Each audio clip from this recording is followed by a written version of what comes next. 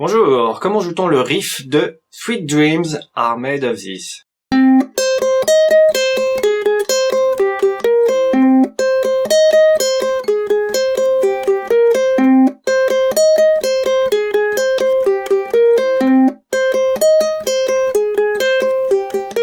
Pendant tout le riff, je maintiens mon premier doigt sur la troisième case, première corde. Et il va pas bouger. D'ailleurs, quand je vais jouer des cordes à vide, ça va tenir le manche et c'est très pratique. Le pouce jouera toujours sur la troisième et la quatrième corde, et puis index majeur, ils se partageront le travail sur la première et deuxième corde, les deux cordes du bas. Quand je commence, je joue la troisième corde à vide.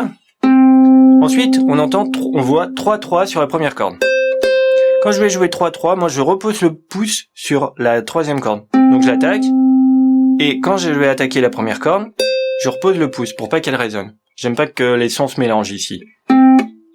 Je peux même étouffer avant, jouer les zéros, et reposer le pouce tout de suite. Et maintenant, là je l'ai coupé avant, ou en même temps.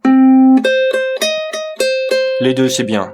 3, 3, 6, 6, 3. Donc j'ai dit, je maintiens tout le temps mon premier doigt sur cette première corde, troisième case.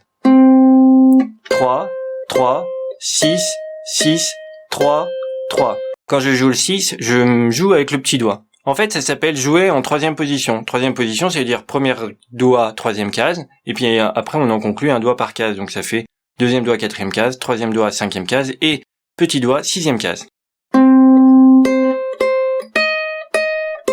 Ici, vous me voyez alterner index majeur, mais c'est pas obligé, hein. Vous pouvez tout vous débrouiller avec l'index. Hein.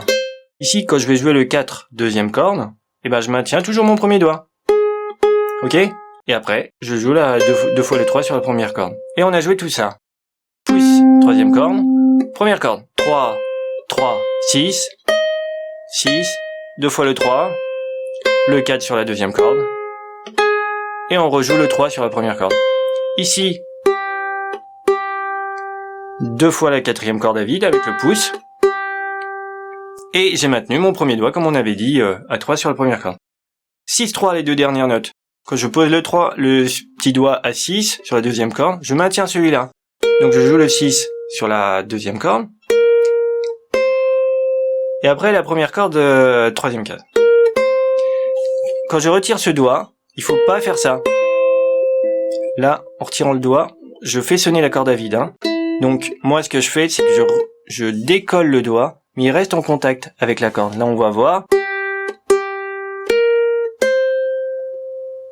Ok ? Pour pas entendre ça. Sinon on entend cette note qui est parasite, la corde à vide. Et une fois que j'ai décollé, après je sais que je peux retirer parce que la corde ne vibre plus. Là, elle vibre la corde.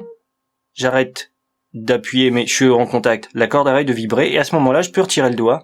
Ça va pas, la corde continuera pas de vibrer. Si je retire d'un seul coup, en effet, elle continue de vibrer mais sur la corde à vide. Quand je joue le 6, mon pouce il se repose sur la quatrième corde pour éteindre cette corde à vide. C'est mieux. Après, si vous l'oubliez, c'est pas grave non plus.